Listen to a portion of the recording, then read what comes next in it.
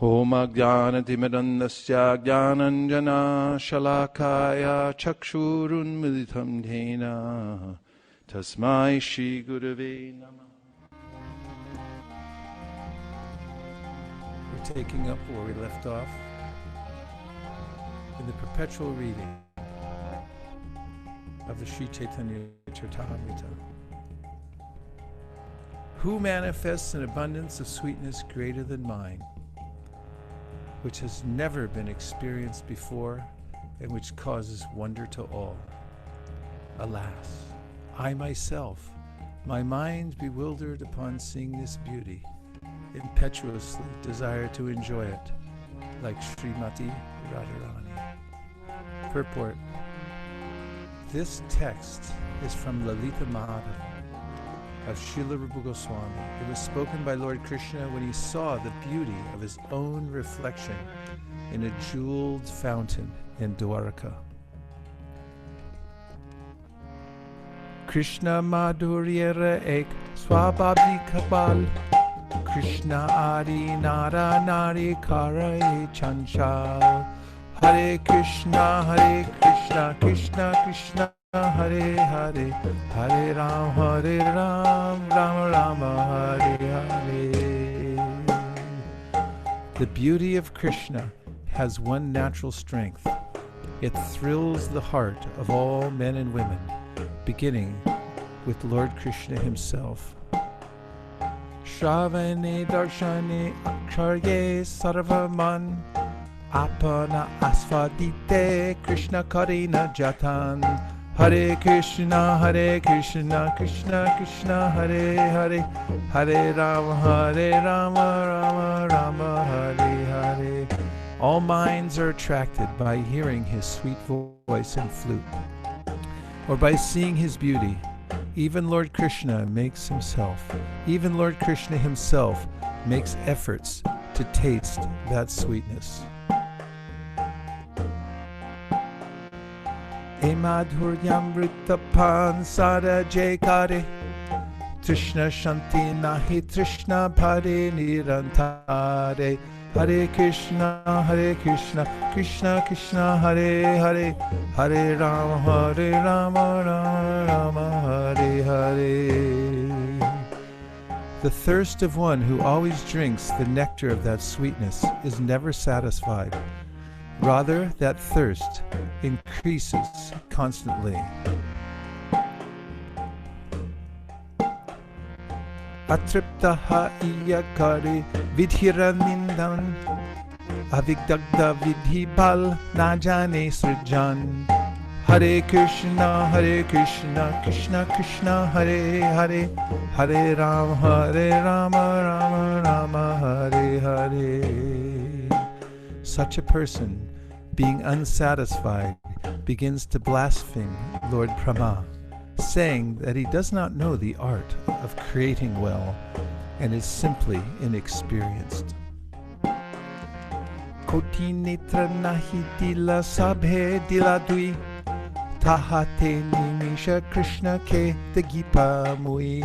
Hare Krishna, Krishna Krishna, Hare Hare, Hare Rama, Rama, Hare Hare.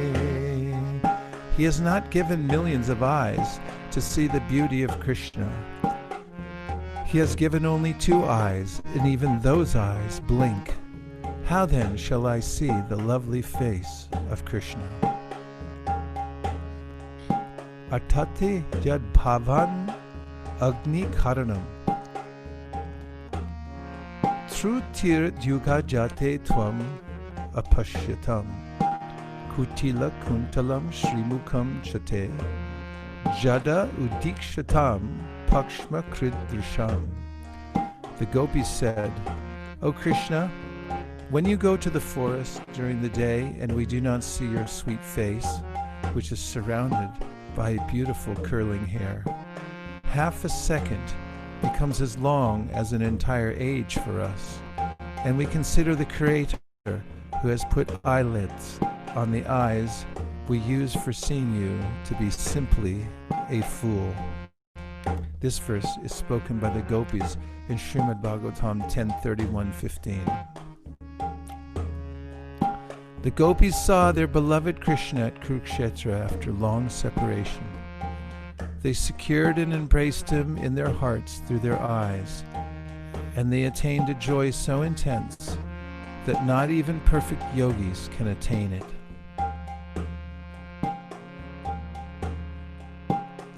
The gopis cursed the Creator for creating eyelids that interfered with their vision. This text is from Srimad Bhagavatam 1080-39. There is no consummation for the eyes other than the sight of Krishna. Whoever sees him is most fortunate indeed. The gopis said, "O friends, those eyes that see the beautiful faces of the sons of Maharaj Nanda are certainly fortunate."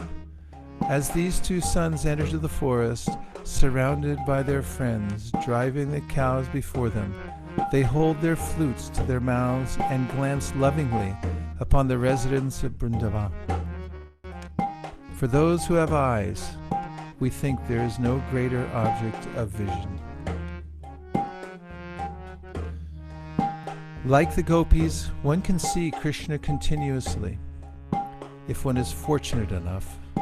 In the Brahman Samhita it is said that sages whose eyes have been smeared with the ointment of pure love can see the form of Shyamasundar, Krishna, continuously in the centers of their hearts.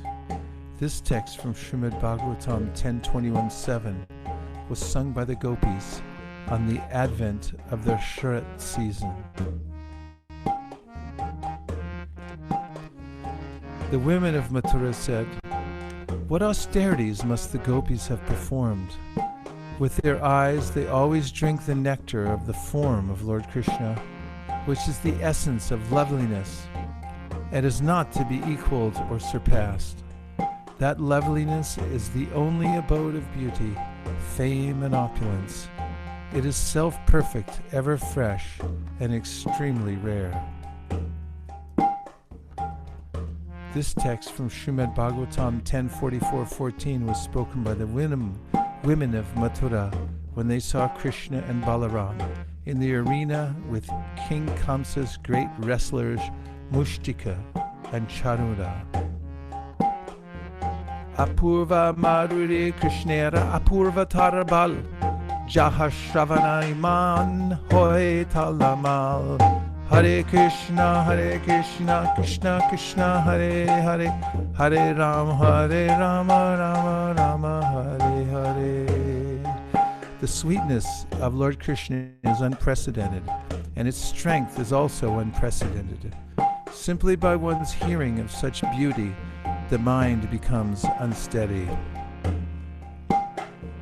Krishna Madhurye Krishna Upajaya Lobha Samyak Asvadite Nare Mane Rahe Shobha. Hare Krishna, Krishna Krishna, Hare Hare, Hare Rama, Rama Rama, Hare Hare. Lord Krishna's own beauty attracts Lord Krishna himself, but because he cannot fully enjoy it, his mind remains full of sorrow.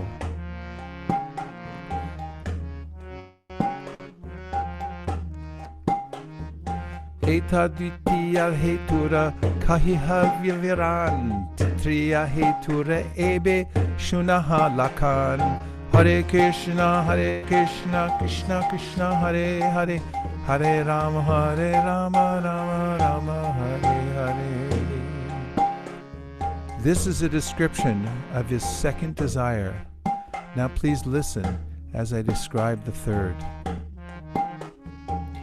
Atyanta Nikude e Rashera Siddhanta Swarup Gosai Matra Janera Ekanta.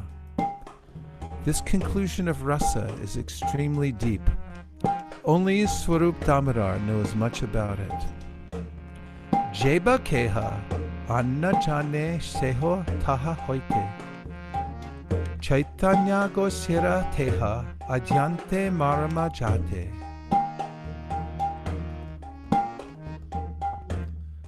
Anyone else who claims to know it must have heard it from him, for he was the most intimate companion of Lord Chaitanya Mahaprabhu. Gopi Ganera Premera Arudha Bhavanam Vishuddha Nirmal Prem Kabu Nahe Kam. The love of the gopis is called Arudha Bhava. It is pure and spotless. It is not at any time lust. As already explained, the position of the gopis and their loving dealings with Krishna is transcendental. Their emotion is called Arudha Bhava. Although it is apparently like mundane sex, one should not confuse it with mundane sexual love, for it is pure and unadulterated love of God. Premaiva goparamanam kamaitya pratam ityuddha vadayo pretam vachanti bhagavat priya.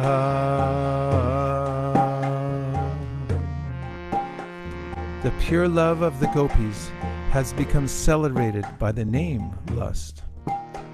The dear devotees of the Lord, headed by Shri Uddhava, desire to taste that love. This is a verse from the Bhakti Rasamrita Sindhu 1.2, 285. Kama prema doka kara bibina lakan laula ara hema jaiche swarupa likshan. Hare Krishna, Krishna Krishna, Hare Hare, Hare Rama, Rama Rama, Hare Hare. Lust and love have different characteristics, just as iron and gold have different natures. One should try to discriminate between sexual love and pure love, for they belong to different categories with a gulf of difference between them. They are as different from one another as iron is from gold.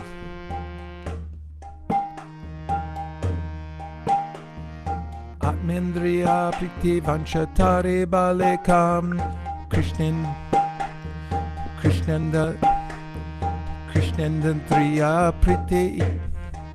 Krishnendriya priti cha dare prenam. Atmendriya priti vanchatare balekam Krishnendriya priti icha dare prenam. Atmendriya priti vanchatare balekam Krishnendriya priti icha dare prenam. Atmendriya priti vanchatare balekam Krishnendriya priti icha dare prema. Everyone. Atmendriya priti vanchatare balekam Krishnendriya priti icha dare premana. Atmendriya priti Krishnendriya priti icha dare prema. Everyone. Atmendriya priti vanchatare balekam Krishnendriya priti icha dare prenam. The desire to gratify one's own senses is kama, lust, but the desire to please the senses of Lord Krishna is prema, love. Purport: the revealed scriptures describe pure love as follows. Sarvata dhvangsha-rahitam satyapi dhvangsha-karane yad bhava bandhanam yuno saprema parikirtika. If there is ample reason for the dissolution of a conjugal relationship, and yet such a dissolution does not take place, such a relationship of intimate love is called pure. The predominated gopis were bound to Krishna in such pure love. For them there was no question of sexual love based on sense gratification. Their only engagement in life was to see Krishna happy in all respects, regardless of their own personal interests. They dedicated their souls only for the satisfaction of the personality of Godhead, Sri Krishna. There was not the slightest tinge of sexual love between the gopis and Krishna. The author of Sri Caitanya-caritamrta asserts with authority that sexual love is a matter of personal sense enjoyment. All the regulative principles in the Vedas pertaining to desires for popularity, fatherhood, wealth, and so on are different phases of sense gratification. Acts of sense gratification may be performed under the cover of public welfare, nationalism, religion, altruism, ethical codes, biblical codes, health directives, fruit of action, bashfulness, tolerance, personal comfort, liberation from material bondage, progress, family affection, or fear of social ostracism or legal punishment. But all these categories are different subdivisions of one substance, sense gratification. All such good acts are performed basically for one's own sense gratification, for no one can sacrifice his personal interest while discharging these much advertised moral and religious principles.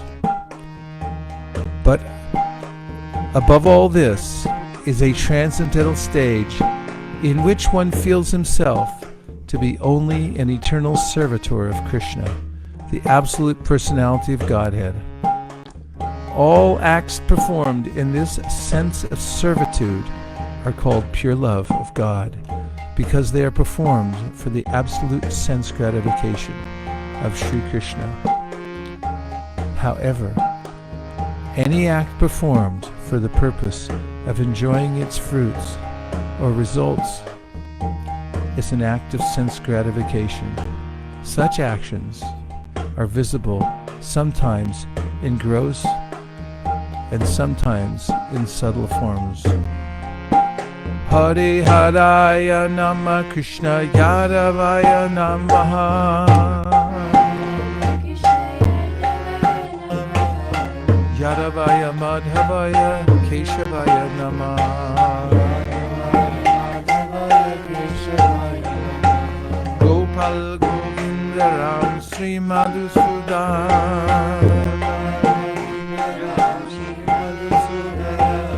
Giridhari Gopinath Madan Mohan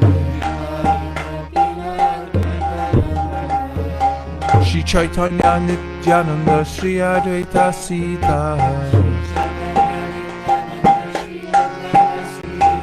Hari Guru Vaishnava Bhagavata Gita Shri Rup Sri Sanatan Bhatta Raghunath Shri Jiva Gopal Bhatta Das Raghunath H.I. Gosai Kori Charana Bandhan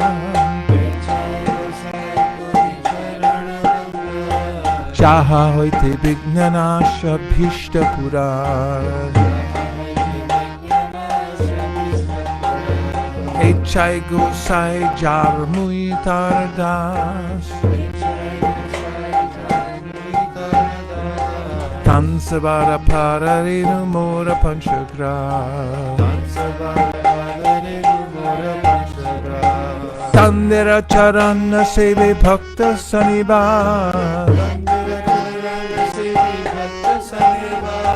Janame ho ye abila H.I. Gosai Jabe Braje Kulabas Radha Krishna Nitya Leela Koila Prakash Radha Krishna Nitya Leela Shri Shri Radha Krishna Nitya Leela Koila Prakash Bolo Anande Bolo Hari Bhaja Vrindavan Bolo Anande Bolo Hari Bhaja Vrindavan Shri Guru Guru Vaishnava Pade Madhyamiyamam. Shri Guru Vaishnava Pad Padmakori Ash. Hari Nam Sankirtan Kohe Narotamoda. Hare Krishna, Hare Krishna, Krishna Krishna, Hare Hare, Hare Rama, Hare Rama, Rama Rama, Hare Hare. Hare Bo.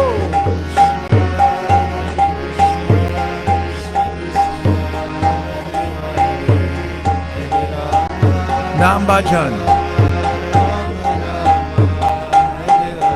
Hare Krishna, Krishna Krishna, Hare Hare, Hare Rama, Rama Rama, Hare Hare.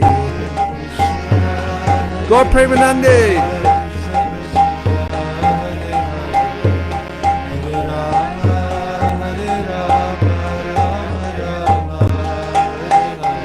Hare Krishna, Krishna Krishna, Hare Hare, Hare Rama, Rama Rama, Hare Hare.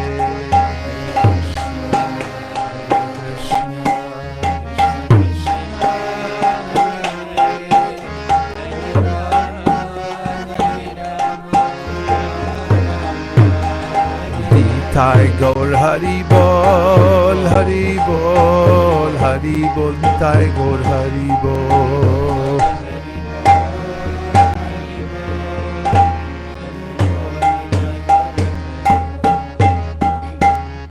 Nitai Gaur Premanande, Hari Hari Hari Bol.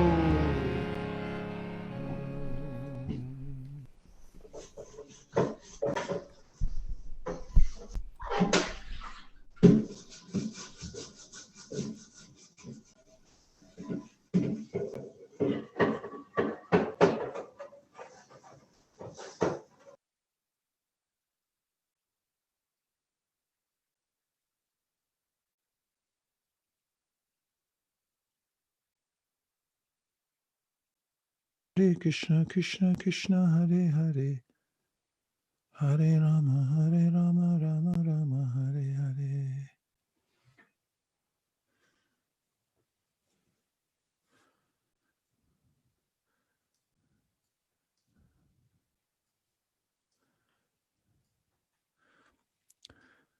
Shringara Ras.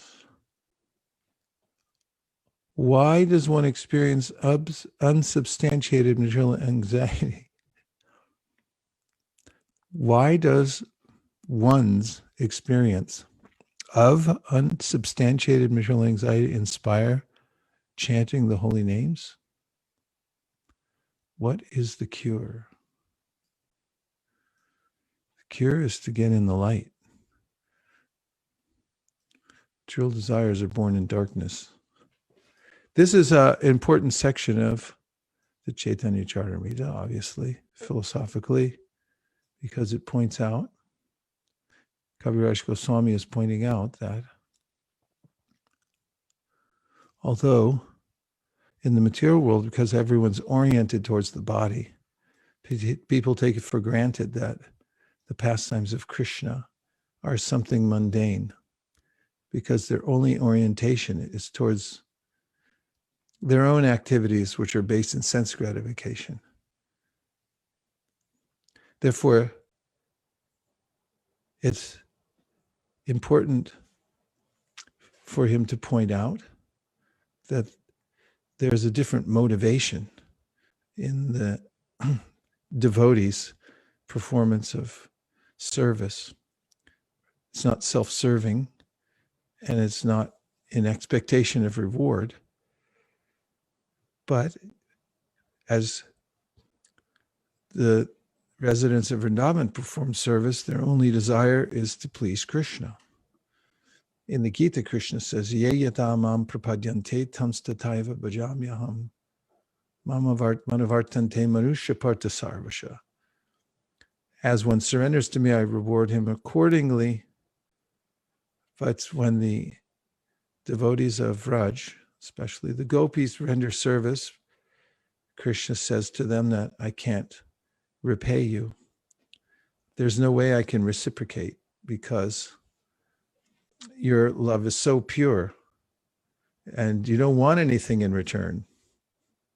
This is one of the reasons that when we serve devotees, we are pleasing Krishna so deeply, is because Krishna wants to reciprocate with his devotees, but they don't accept such reciprocation. They only want to serve. So if we're able to render some service, then it pleases Krishna. We experience unsubstantiated material anxiety. I like that phrase. It's unsubstantiated, means it has no real substance because of being turned in the wrong direction, away from the service mentality. Therefore, Bhaktivinoda Thakur says, Jeev Krishna Das Ebi Shwas Korleto Orduko Nai. Take shelter of serving and being a servant, because by doing that, then your dukh, your unhappiness, your anxiety will be vanquished. There's really no problem for those whose only desire is to serve Krishna. All the so-called obstacles and difficulties come to us and create anxiety because I'm attached. If I wasn't attached, what would be the problem? There is no death, actually, without my attachment to this world, because death actually means that all my attachments are taken away. Sometimes even in this life, before somebody leaves their body, if some of their main attachments are taken away, then they feel that they've died because they've invested themselves in matter. They've projected themselves into matter. After the fires in California, I saw a clip of some people going back to their homes, which were no longer there. They were just ashes. And the woman was crying and she was saying, I feel like I've died. I feel like my life was burned up because the house became the life. And because of my investment wrongly in this material world, in other words, I think that I'm my body, and therefore I celebrate the body, and I celebrate everything in relationship with the body. And therefore, because I have misplaced my affection, therefore I suffer. So bhakti means to place our affection in Krishna, who's the soul of our soul, Atmanam Akilatmanam. Shukadeva Goswami says, everyone's self-concerned and self-serving, but that's okay. He said, as long as you know who your self is. So then he says, Krishna is Atmanam Akilatmanam. He's the soul, the Atma of your Atma. If you love your Atma so much, how much will you love the Atma of your Atma? And that's what Vrindavan is. The same kind of fervor for serving oneself that we see in this world is there, but it's properly aligned. Everyone's serving Krishna with the same kind of enthusiasm. So in the 10th canto, 14th chapter of the Bhagavatam, Lord Brahma says that as long as one's home, family, possessions are not properly aligned in service, then they become prison-like. The house is a prison. The attachments to family members are foot shackles. There's nothing wrong with house, family, and so forth, but when it's properly aligned, all of them are seen as Krishna's and for Krishna's pleasure. Then Brahma says, just like the residents of Vrindavan, they have families, they have pets, they have pots and pans, they have wagons, they have clothes, they have everything. All the stuff is there. They're not just renunciates walking around with the begging bowl, but even sannyasis have a begging bowl and a stick, Prabhupada says in the Bhagavatam. That doesn't matter. The point is that they're used in Krishna's service. Then they become transcendental.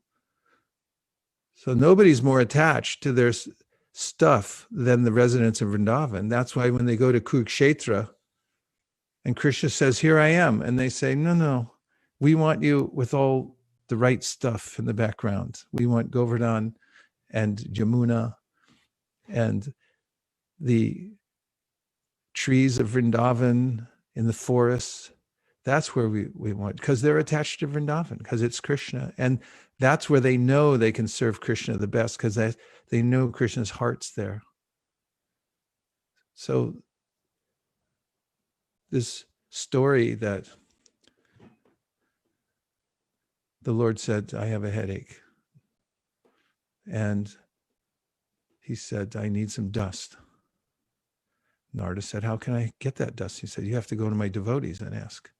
So Narada went around and asked many of the devotees, "Krishna has a headache. He wants dust from your feet to cure it." They all said, "I don't think so. That'd be an offense. I can't do it. I'd go to hell." Narada came back. "Krishna, nobody wants to give foot dust." He said, "Go to the gopis." Gopis said, without asking what it's for, "Yes, we'll give it." Narada said, "Everyone else said they go to hell. They wouldn't give it. Why are you giving it?" He said, "Well, let us go to hell. We don't care. Krishna's got a headache. That's the main point. If he said it'll cure it, we'll give." And this is the mood.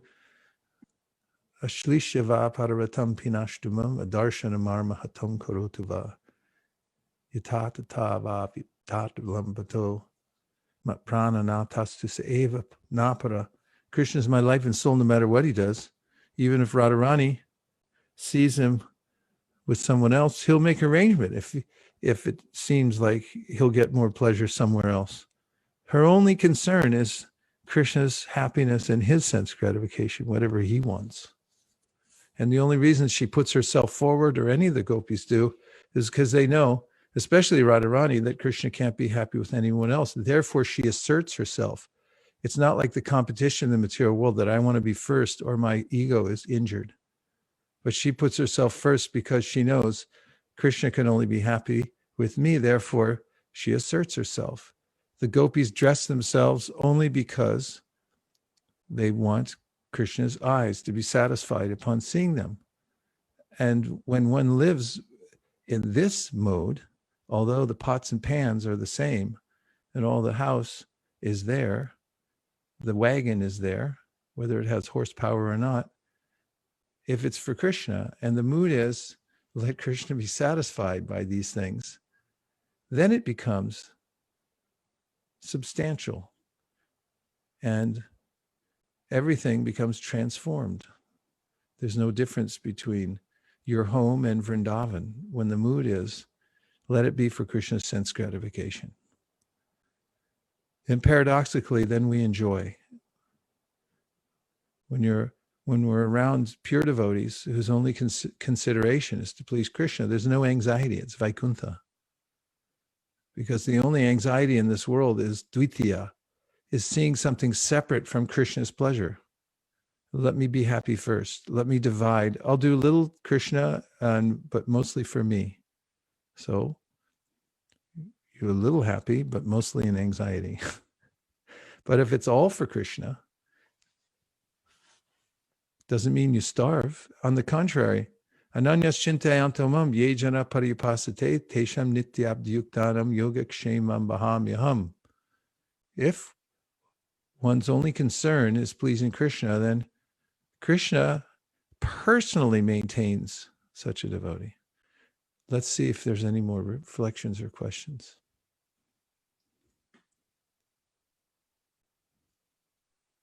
Hare Krishna, Guru Maharaj. This is Shamalangi Devi Dasi. Hare Krishna. So we read this chapter which tells about the confidential reasons for Mahaprabhu's appearance in this world. And even though like I've been hearing of it, I get confused between two of them. So one is I think he wants to relish the position of Radharani, and one is he wants to enjoy the bliss. I mean, I get confused amongst those two. How are they different? Yeah, it's subtly different.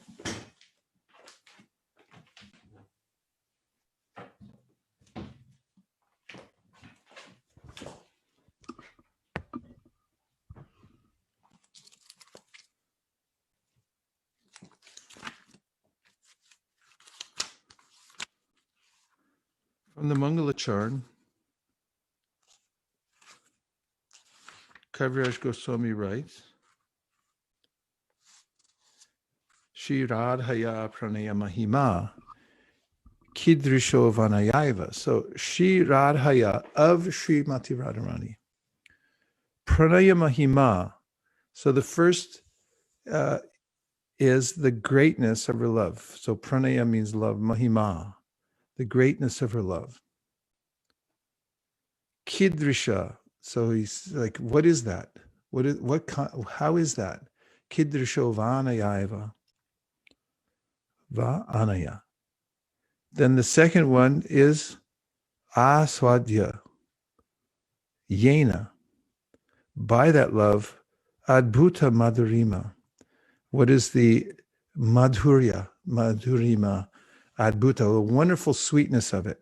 So what is the greatness of Radharani's love? And then what is the sweetness of it? How she's enjoying the sweetness. And then the third, saukyam chasya mad anubhavata. And what is the happiness that she's relishing by tasting that sweetness? So the translation is like this. Desiring to understand the glory of Radharani's love, the wonderful qualities in him that she alone relishes through her love, and the happiness she feels when she relishes the sweetness of his love, the Supreme Lord Hari, richly endowed with her emotions, appeared from the womb of Srimati Shachi Devi as the moon appeared from the ocean. So it's three aspects: the glory, the qualities, and the happiness. Glory, qualities, and happiness. The glories of her love, the qualities she relishes in him, and the happiness she feels from the sweetness of that love.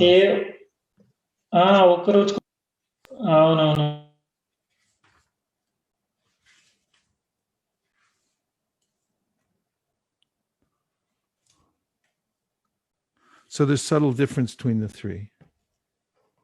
Mahima.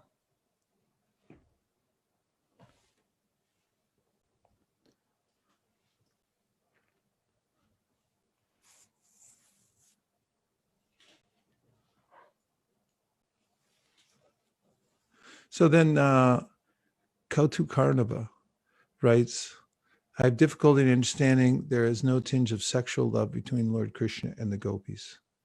Since we read verses like, how can we understand that is not sexual love? I often hear from my relatives allegations of Krishna regarding his. So this is something that concerned Shukadev Goswami, actually Parikshit Maharaj and Shukadev, when discussing Krishna's Rasa Leela.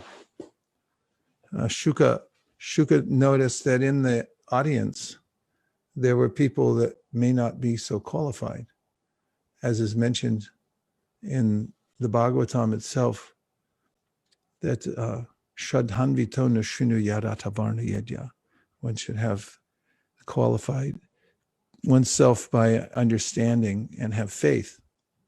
So therefore, Shukadev goes out of his way. Parikshit asks, is this not something mundane? How is it different? So Shukadev explains that actually, if a child's playing with his shadow, have you ever seen a child then do shadow puppets? You know, you make these images on the wall. If you have a projector and then you stand in front of it and you make these images on the wall with your hands, a shadow, and then you play around and like, there's this sense of playing the child has, but the energy is coming from him. He's making it.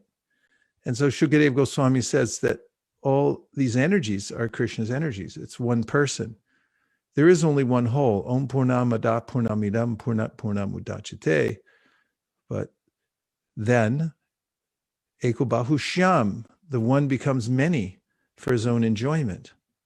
So he remains the complete whole, as Krishna describes in the 9th chapter of the Bhagavad Gita, although he expands himself. Mayata tamidam sarvam jagadavyakta murtina mastani sarvabhutani nachaham teshvavastita.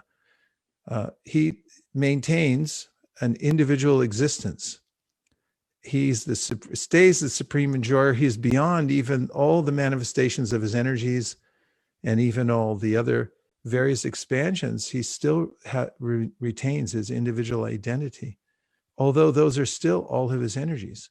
So Shukadeva Goswami points out, what is it who is it that the Lord is interacting with? It's his own expansions for his own pleasure. So when a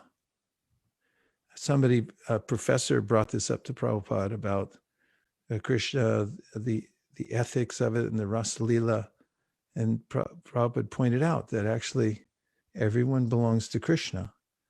Every living entity is his prakriti. He said, so are you married? And he said, yes. And he said, then you are unethical. Of course, we understand from the Gita, from Paramarti, from the Vyavaharika position, that dharma virodo bhuteshu. Krishna says sex in this world that is according to dharma, that is, it's done according to the regular principles. Krishna says that's me.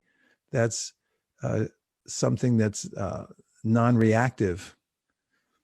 However, from an ontological point of view, all living entities are actually his prakriti. So he said to the professor, then you're the one that's unethical. You're trying to enjoy Krishna's property, where your prakriti, you're trying to dominate other prakriti. So how is it? But Krishna's, in understanding this, we understand Krishna's not like us. And that's the problem from the very beginning. The essential problem is thinking, oh, I'm Krishna. Same. So if we understand that all these are Krishna's energies and he's interacting with them in playful ways, then we can understand that this is not mundane. But from my perspective, because I only have the experience of this in this material world, which is, keep in mind, a reflection of the spiritual world. So the playful activities Krishna has with his own internal potency in the spiritual world are not mundane. But we hear of them and we compare them to the ordinary interactions between male and female in the material world, which are for exploitation. Each one is thinking, let me enjoy my senses. But it's different in the spiritual world. But that's where it actually comes from. The erotic activities we hear of in the spiritual world are Krishna in the topmost position of enjoying sweetness with his own internal potency. But it becomes perverted when translated into the material world.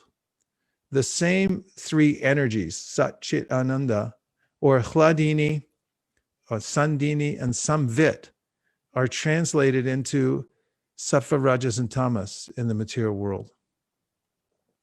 And therefore, the Hladatapatraya, what is reasonable, eternal, and bliss-inducing in the spiritual world becomes a source of misery in this material world, because the consciousness becomes polluted by being separated from the service of Krishna. Bhayam dvitiya abhiniveshata tasyat. I see my own self-interest. I don't see only the interest of Krishna.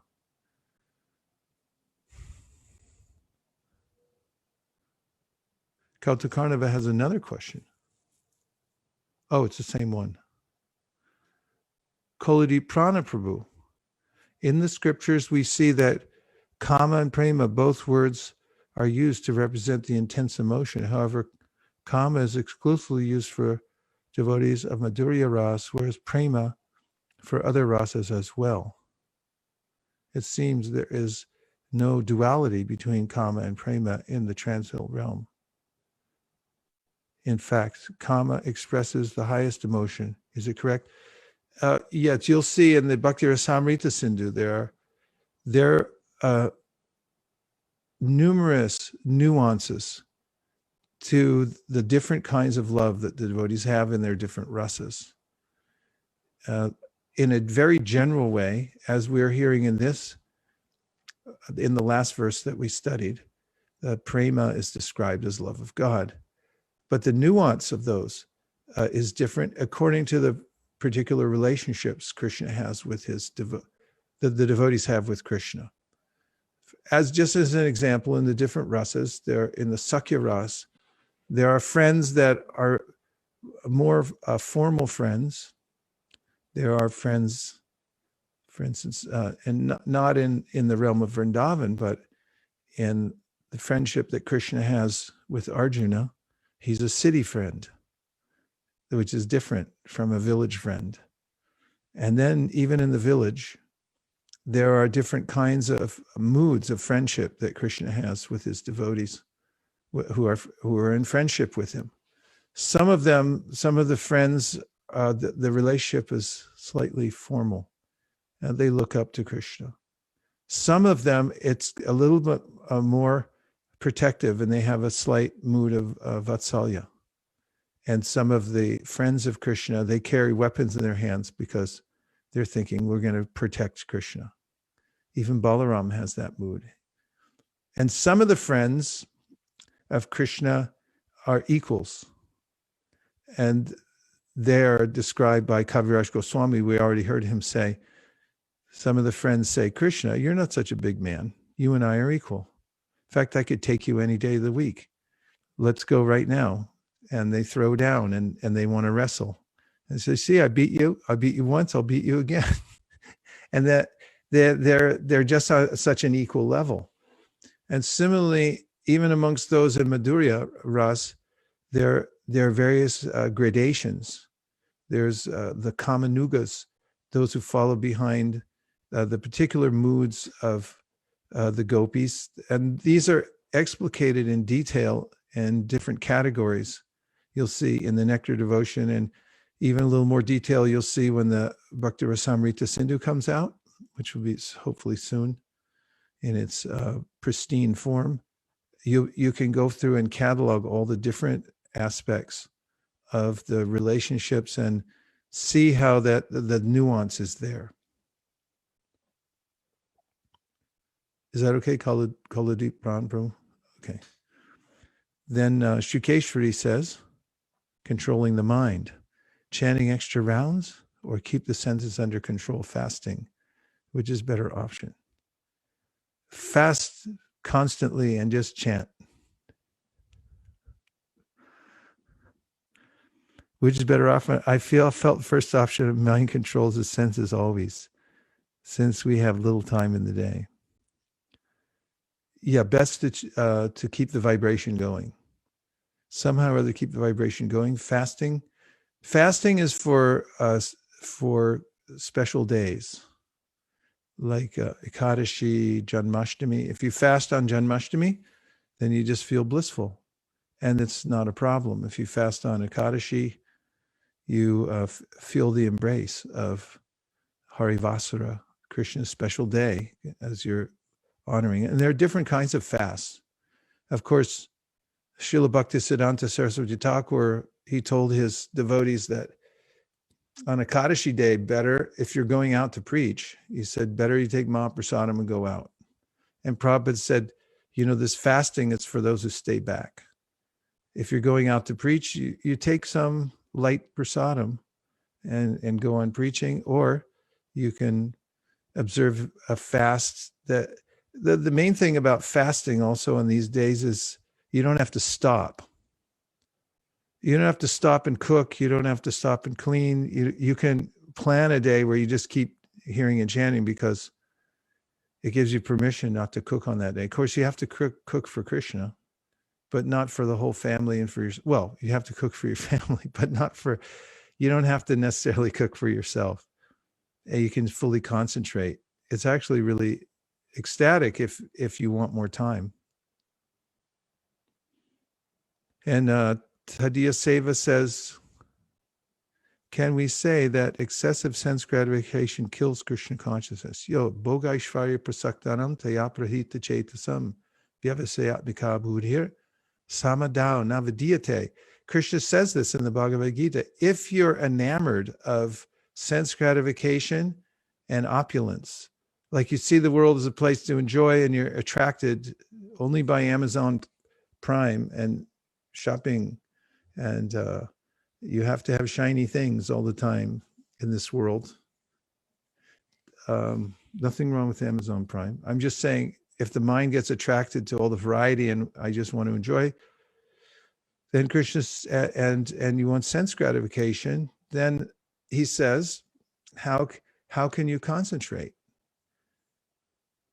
Samadao navadiyate, the samadhi, the full concentration, it doesn't take place. Navadiyate, samadao navadiyate. Bhogaishvaraya prashaktanam taya prahita chetasam. Let's look at that verse. Dainiti Prabhu, I can't see who's there with you because you two are on the Federal Witness Protection Program. Oh, it's Navina. Hare Krishna. Hare Hare Vol. Welcome back, Navina. Hare Krishna, Dainiti Prabhu.